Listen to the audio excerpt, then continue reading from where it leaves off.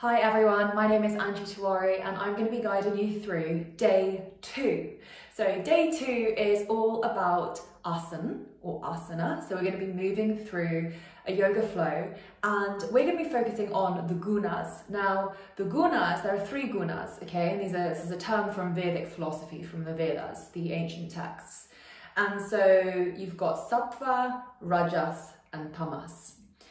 I'm going to go through each of them in each of the videos that we do relating to each one, but today we're going to focus on rajas. Okay, so today's video and today's class is about resetting rajas.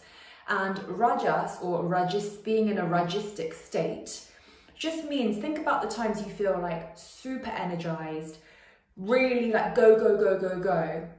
But you might get into a state where you're a little bit out of balance and you feel you almost have too much energy and you're kind of overstimulated.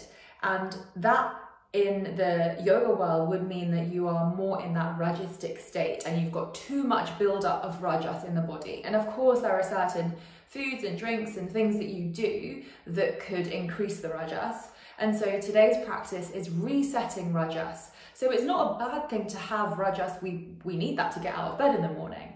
But when it is too much, what kind of practice do we need to rein ourselves back in a little bit and get it back into a state of balance?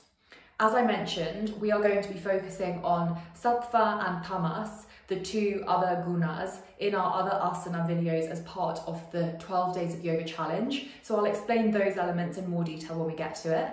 But right now, let's get started with our resetting rajas yoga asana practice, and meet me over on the mat when you're ready. Okay, so we are going to begin in a cross-legged position, and just close your eyes. We're going to place one hand on our hearts and the other hand on the lower part of the belly. Shoulders relax down, elbows out to the side. Take a moment for yourself just to settle down.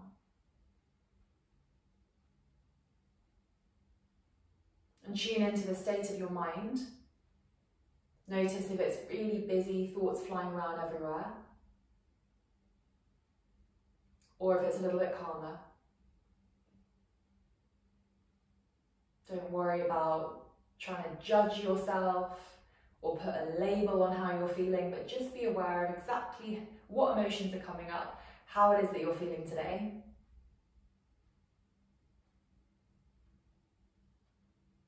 See if you can notice your heartbeat underneath that hand.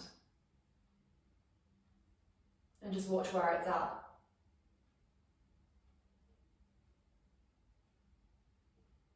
And take a big breath in through the nose. Exhale, release through the mouth. We'll chant Om to open practice if you'd like to join me. Inhale to prepare. Om.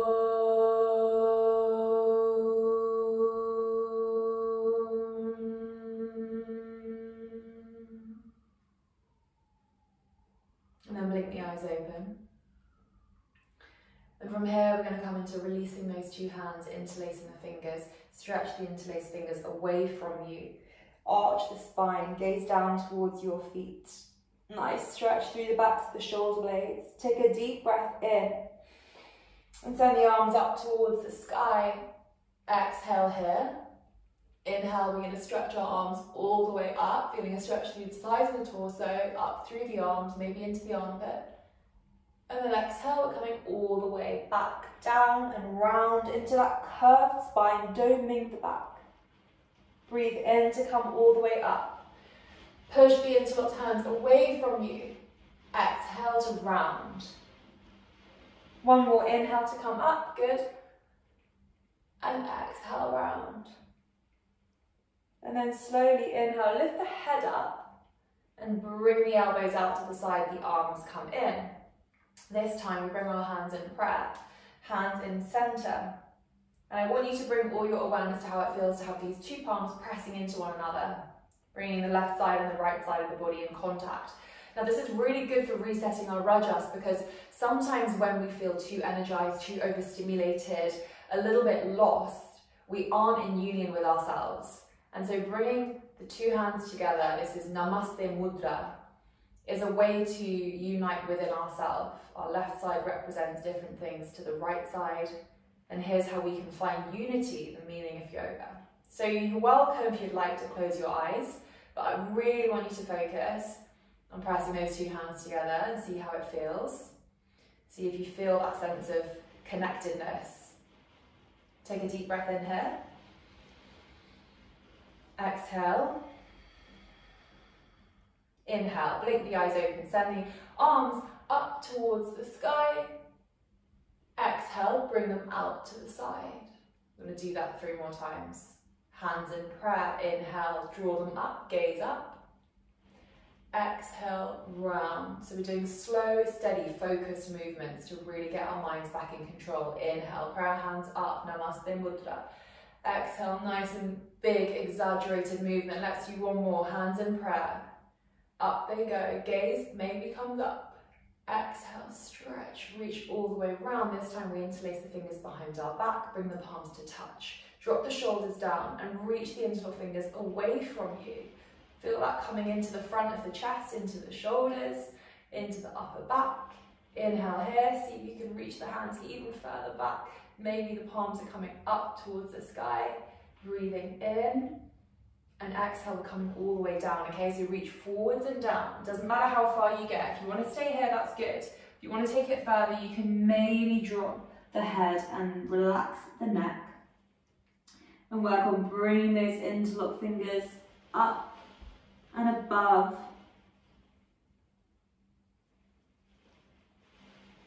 Focus on your breath. Deep breath in. Deep breath out. Staying where you are. I know it can feel tight. You've got this.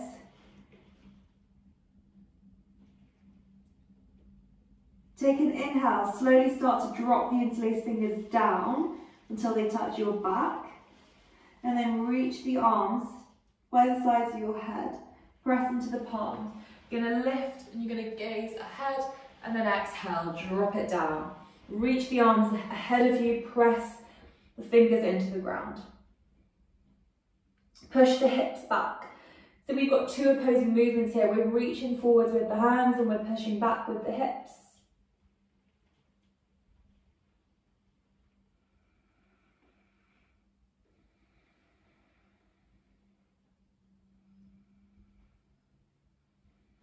Seeing if you can soften through your shoulders, drop them out to the side. Inhale, press into the palms, gaze ahead. Exhale, walk the hands over to the left side. If you want a deeper stretch, we're going to pick the right hand up and place it on top of the left. Take another breath in, gaze up ahead, and exhale, drop it down. Nice stretch through the right side of the torso. Keep the glutes glued to the earth, connecting you with the ground, with prithvi. Stabilizing you, stabilizing that energy. Good, inhale, lift up, exhale, walk the hands back through center and over to the right. And then again, same, if you want to deepen it, left hand on top of the right, inhale up, exhale, drop it down.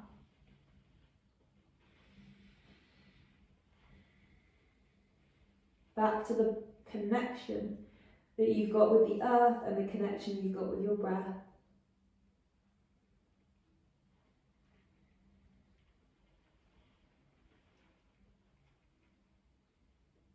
Inhale to lift up. Exhale, walk the hands back through center. And then walk the hands back in towards yourself. And we're coming to lie flat on our backs. So take your time and make your way all the way down. Now, if you've got a pillow or a blanket or a bolster or a block that you'd like to use, you're more than welcome to use this. It's a really nice way to just open up through the chest a little bit more and to get vulnerable within ourselves. So if you've got one block, if you've got 2, you know, play around with it, and you don't have to use a block if you don't like to, so that's not a problem. So let's make our way all the way down, and with these blocks or with a cushion or whatever you've got, you might need to kind of readjust. So lie down and then see what feels good and what feels open. If something doesn't feel right, if you're in pain, you can always readjust. And then we bring the feet to come in, we bring the feet to touch, and we let the elbows, the knees, which I guess are the elbows of the legs, the knees drop out to the side. So we're in our Supta Baddha Konasana, our reclining bound angle pose. And then hands can be on the lower belly if you'd like, or they can be pressing gently on the thighs just to create a bit more of an opening.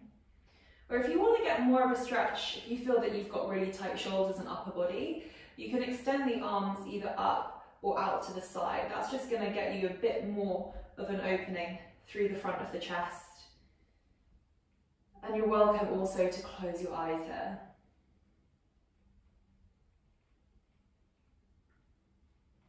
Let everything soften. Let yourself slow down. And I want you to ask yourself if you've kind of enjoyed this practice or if you've not enjoyed it. Watch what thoughts are coming up. You know, are you getting frustrated that it's really slow and restorative? Or do you feel like this is exactly what you needed? Remember, we're trying to bring excess quality of rajas down, and we do so by a slow restorative practice. Sometimes that can be a lot harder than your physical, fast-paced movement. So give yourself a chance to be still and allow yourself, forgive yourself. Nothing to do, just to lie here.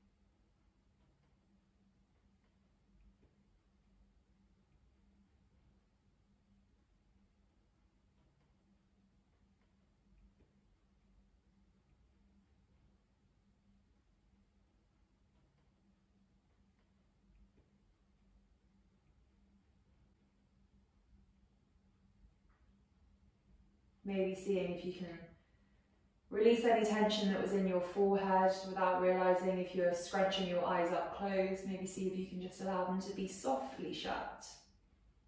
No tension or tightness through the jaw. Allow yourself to relax, allow yourself to just be here.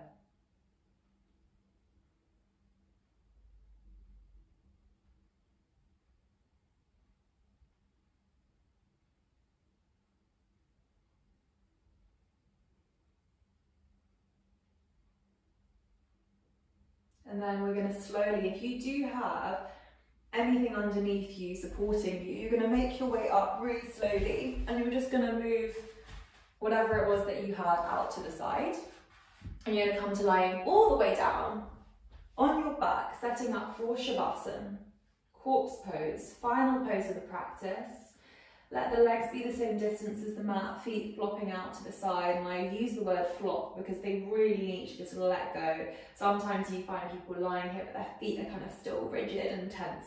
So let the feet be floppy, arms out to the side, palms up to the ceiling. You might want to kind of roll and kind of tuck your shoulders under. Close your eyes, and we're going to leave you here to just allow your breath and your heart rate and your body to just recenter itself, reset. Feel the connection with Prithvi, with the earth underneath you. And really allow yourself to slow down. It's okay to take some time out for yourself. Our body needs to reset. It's actually more productive to take times out like this rather than just to charge on. We need to respect and honour our bodies. So I'm going to leave you here for a few moments of just peace and silence.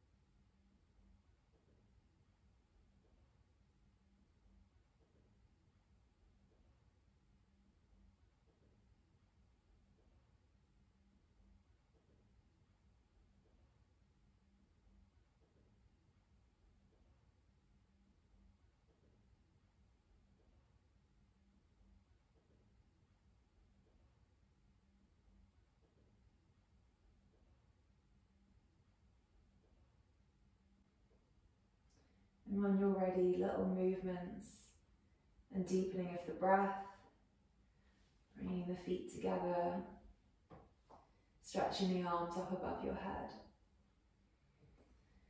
Inhale, stretch. Exhale, knees in towards your chest. Give yourself a big hug, squeeze yourself in, maybe rolling from left to right, massaging out your lower spine. And then rolling over to whichever side you'd like to, and taking your time here to just reset in this position.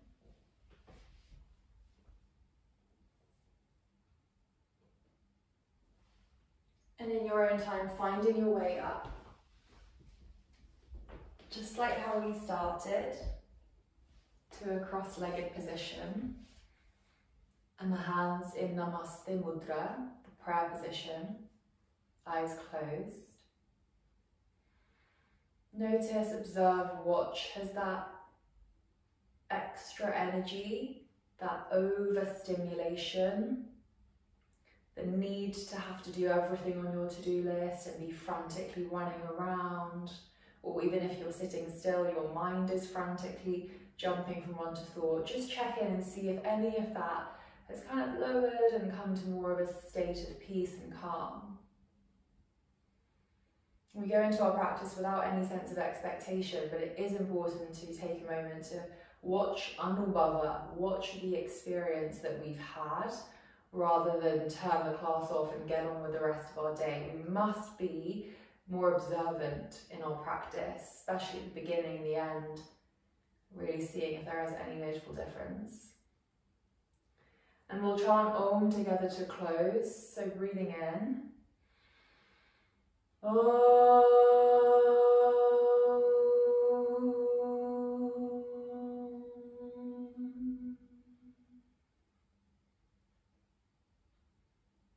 Just feel the vibrations of the powerful mantra. When you're ready, you can slowly blink your eyes open and come back to the room. Thank you so much for joining me in day 2 of our 12 days of yoga challenge. Day 2, today we focused on resetting rajas. So we explored the gunas and that state of overstimulation and how we can take it down a notch if we feel that we need to. So I really hope you enjoyed it. Stay tuned, because in the 12 days we are going to be also doing a yoga asana flow for tamas and also for sattva, so you can learn a little bit more about those other 2 gunas and the states and what they represent, what they mean. And remember that you should always share your experience if you feel comfortable or have a time to really think about it yourself. So if you'd like to share it with me and the others, then please do leave a comment below. Make sure you like the video if you enjoyed it, and make sure you subscribe so you can see some of the other classes that I add. I will see you hopefully in day 3 tomorrow. I won't give you any spoilers, so you're gonna have to tune in tomorrow and see what we do. So yeah, come back to this class whenever you need to, and I will see you tomorrow.